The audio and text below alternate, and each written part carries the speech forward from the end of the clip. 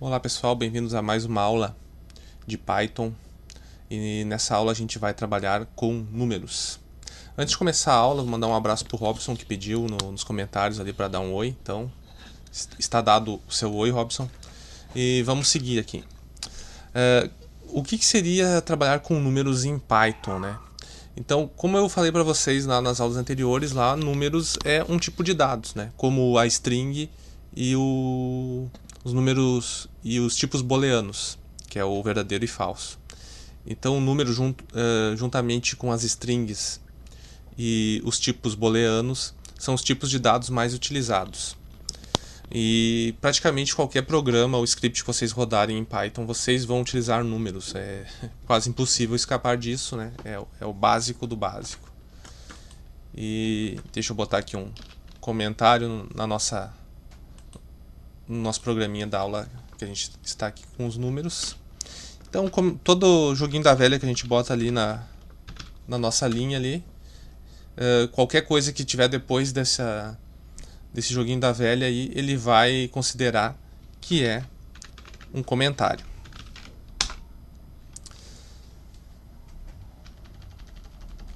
Aritmética básica. Antes da aritmética básica, eu vou mostrar assim, alguns conceitos mais simples de matemática. Vou utilizar o print para a gente poder ver na tela os resultados.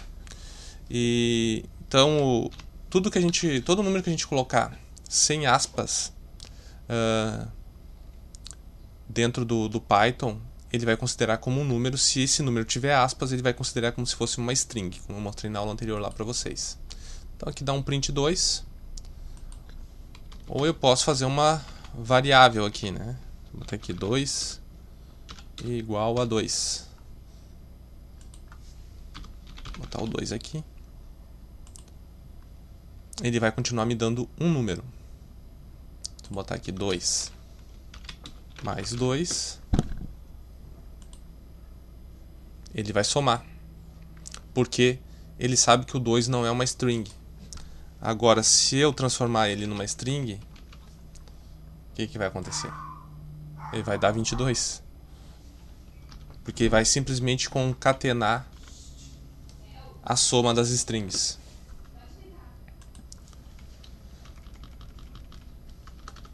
Então, além de trabalhar com números simples, ele pode trabalhar com decimais.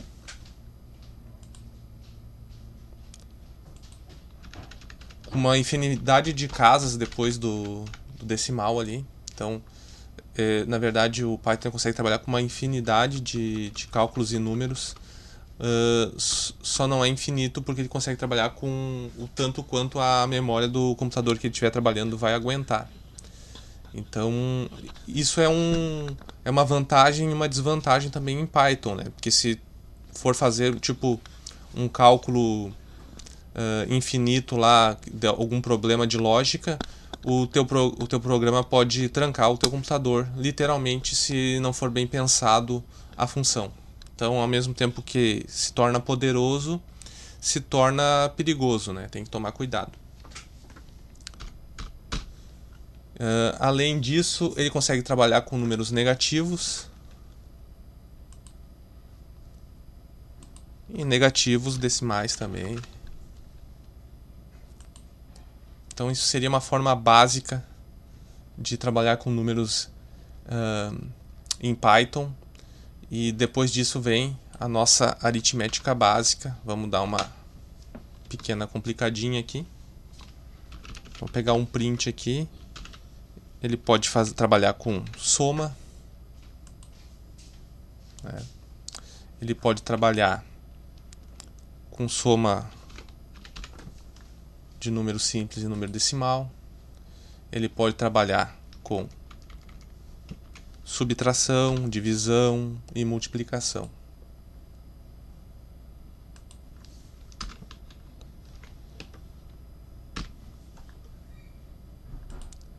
Divisão e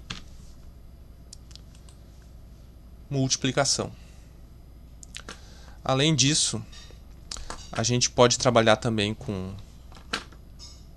uma matemática um pouquinho mais composta aqui. Então, por exemplo, 3 vezes 4 mais 5.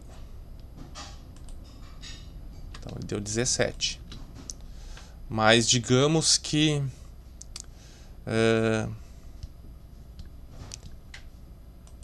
eu queira fazer aqui 3 vezes 4 mais 5. Então o que ele vai fazer? 4 mais 5, 9. 3 vezes 27. Então eu consigo ordenar os meus cálculos também. Posso também trabalhar com resto. Por exemplo, eu tenho 10 aqui.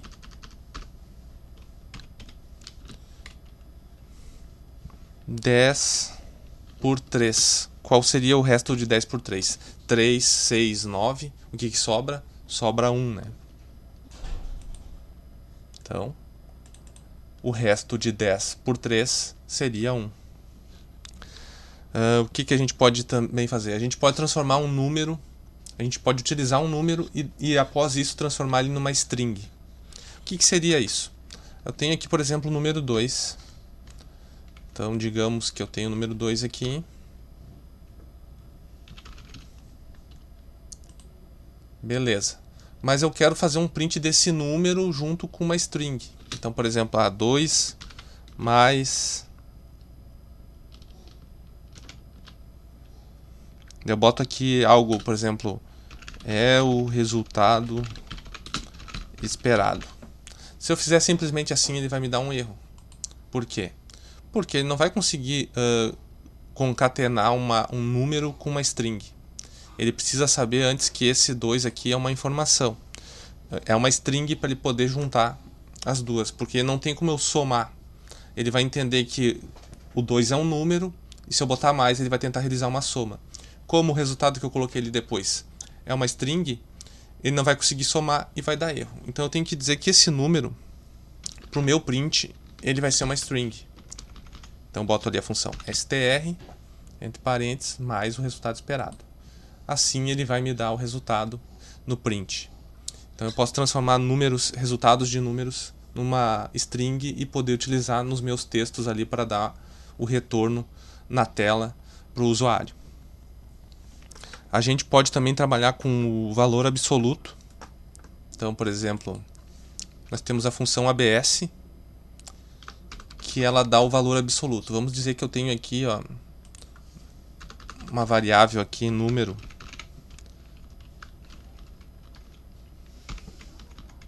e o número dela é menos 22.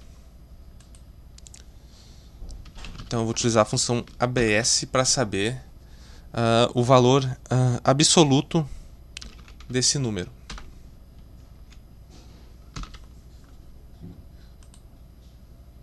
Então o valor absoluto de menos 22 é 22. Outra coisa que a gente pode fazer também é trabalhar com a potência. Então eu tenho aqui a função poll. Função poll. E daí eu vou pegar um número, por exemplo, eu vou transformar meu número aqui em 2. Transformar meu número em 2 e vou pegar número mais 3. Opa.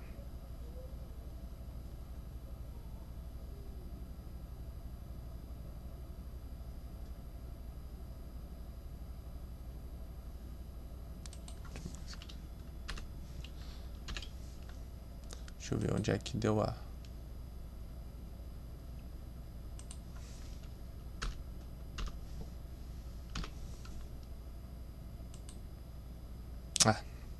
Não era mais, era vírgula, desculpa. Então aqui, a potência de 5 elevado à potência de 3. Então, 5 elevado à potência de 3 é 125. Então eu boto aqui o número, vírgula, a potência. E ele vai me dar o resultado. Se eu diminuir a potência aqui, tá 5 elevado à potência de 2, ele vai me dar os 25 ali. Então o poll é a nossa função de potência. A gente também pode utilizar aqui o max, que seria o quê? ele vai dar o valor máximo de dois números. Então, por exemplo, entre 5 e 2 o valor máximo, obviamente, é 5.